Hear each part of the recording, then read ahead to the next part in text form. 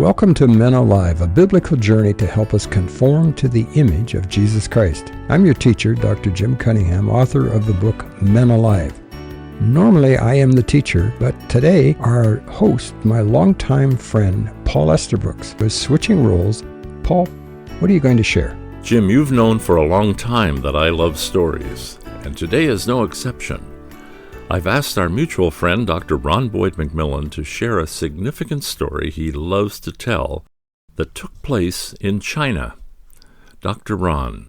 There was a man who lived in the city of Luoyang in China, and he was known as Mr. 40%.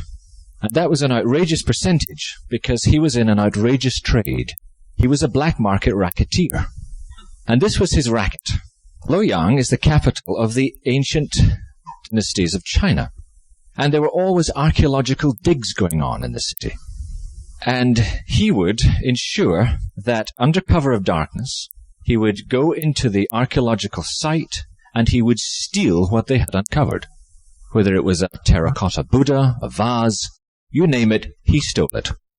And he had a way of spiriting these goods down to Canton, where he had a friend who would crate them up, put them in the bottom of a barge. They would pour hundreds of tons of coal on top. The barge would be towed down the Pearl River. It would get to Hong Kong, where the triads, the gangs, took over. They would forge a certificate of provenance, and then these items would be put up for sale in the Antique Row, which is Hollywood Road, and in the Hong Kong Stock Exchange building. And everybody would buy these things, little knowing their source. And he used to get quite tickled at the kind of people that owned his stolen material. And he was happy, and he lived well until a dark cloud began to appear. There was a directive from Beijing that said to the leaders of the city of Luoyang, we want 100 executions within 6 months on charges of racketeering. We don't mind if the evidence is that strong. Just let the heads roll and send the signal, because racketeering is clogging up the economy. And so Mr. Li saw 2 of his best friends shot. And they were for crimes that were a lot more minor than he had committed. And so you could say he began to feel the noose tightening around his own neck. And he began to face the prospect that he might die young at 35. And so Mr. Li began to think about life, the universe, and everything. Is there a God? What's his name? Is he on my side? But who could he turn to for guidance? So he was talking to a friend of his, and he said, well, you know, there's an old priest who lives up in a cave about 2 days' walk from here. He might be a good place to start. So he makes the trek, and sure enough, he finds this old man in a cave, and the cave smells of jasmine and honeysuckle, and this old man comes out to meet him, and he's got this dark face, it's like an old parchment, and eyes that are bright like the tips of candles, and he thinks, oh, I've come to the right place. There's something exotic about this man. And yet he's a little disappointed, because the old man simply says, well, I can only introduce you to the God I know, and the God I know is a God who speaks, a God who weeps, and a God who sleeps. And Mr. Li's face fell, and the old man says, well, what's the problem? I'm not sure that's the God I'm looking for. So the old priest says, well, okay, what God are you looking for? Let's start there. Mr. Li has a think, and he says, I want a God who's in charge. I want a God who has no equal. I want a God who has all the power. He doesn't have to fight and tussle with an equal. Someone where the buck stops. The supreme being. Does that God exist? Can I find him?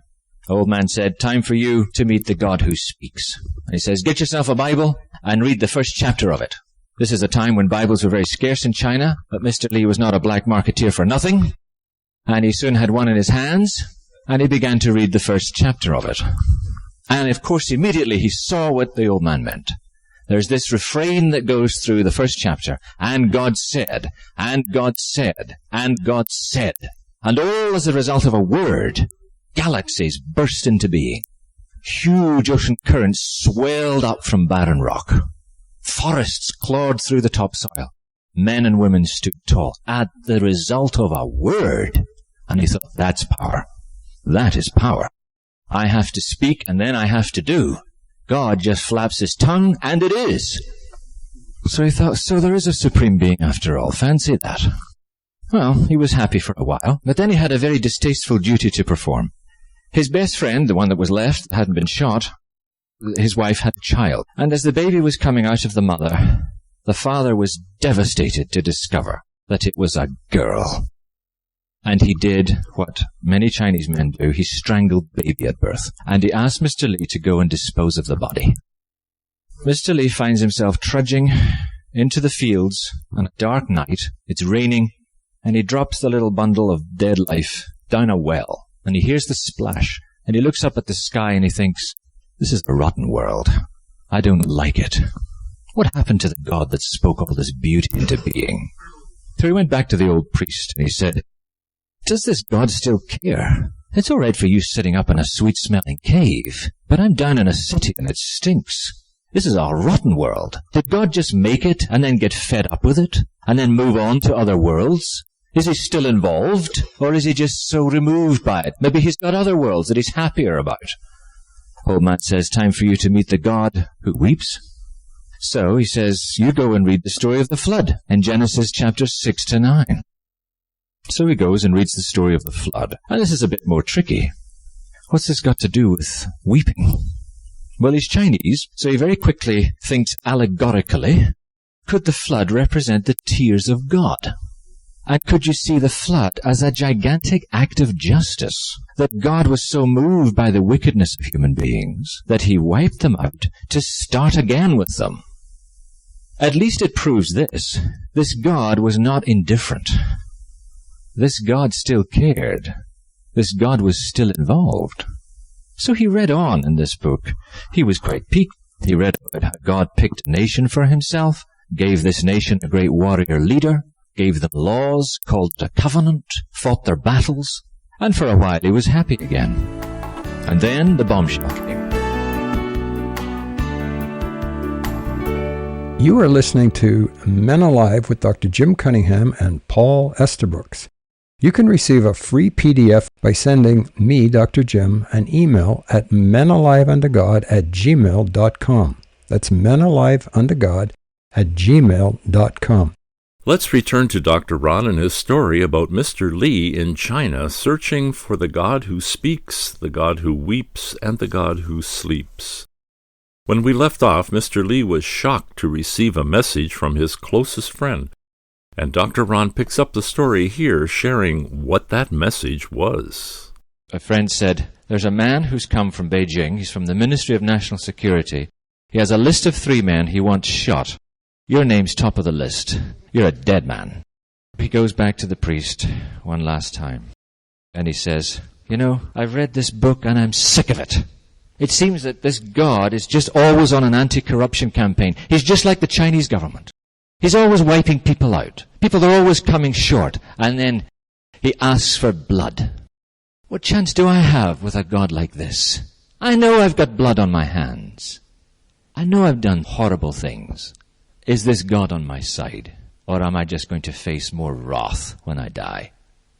Old man says, time for you to meet the God who sleeps. And he directs him to go and read this passage. Mark chapter 4, verses 35 to 41. As evening came, Jesus said to his disciples, let's cross to the other side of the lake. So they took Jesus in the boat and started out, leaving the crowds behind, although other boats followed. But soon a fierce storm came up. High waves were breaking into the boat, and it began to fill with water. Jesus was sleeping at the back of the boat with his head on a cushion. The disciples woke him up, shouting, Teacher, don't you care that we're going to drown? When Jesus woke up, he rebuked the wind and said to the waves, Silence, be still. Suddenly the wind stopped, and there was a great calm. Then he asked them, Why are you afraid? Do you still have no faith? The disciples were absolutely terrified. Who is this man? They asked each other. Even the wind and the waves obey him. But there are 2 factors in this passage that really seem very strange. One is, why is this character Jesus asleep in such a storm? There's something unnatural about that. Because as he read around the Gospels, he realized Jesus was a carpenter. He wasn't a fisherman. So if anybody ought to be really disturbed by a storm on a sea, it should be a landlubber, not a fisherman. Why is this man asleep on a cushion during a storm? And then the other thing that was really strange about it was, why, when he wakes up, is he so uncomplimentary to the disciples?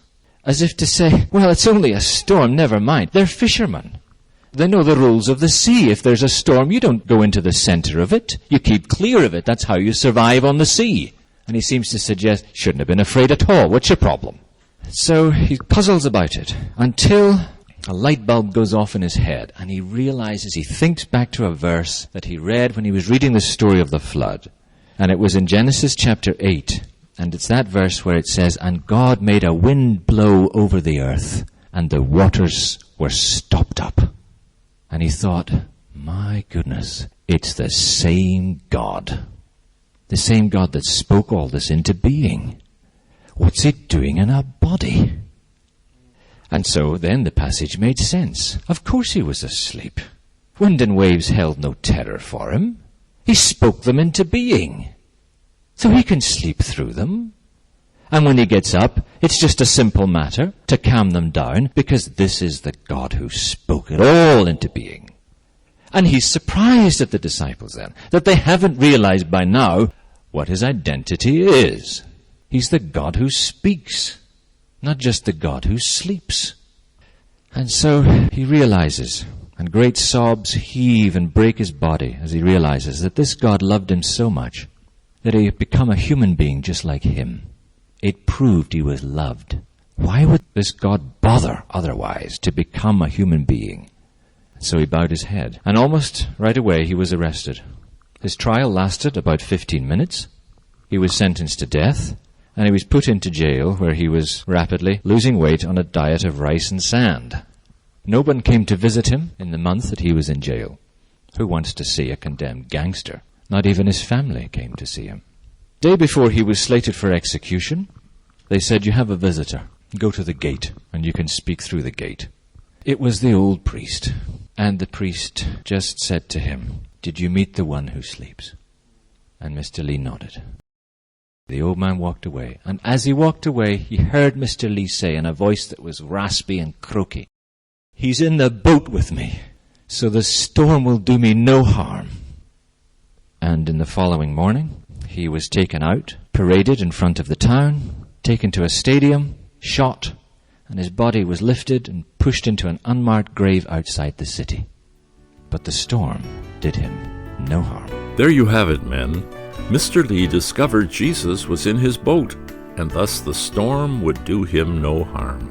It changed his perspective on life and his eternal future. With any questions you may have, contact Dr. Jim at menaliveuntogod@gmail.com.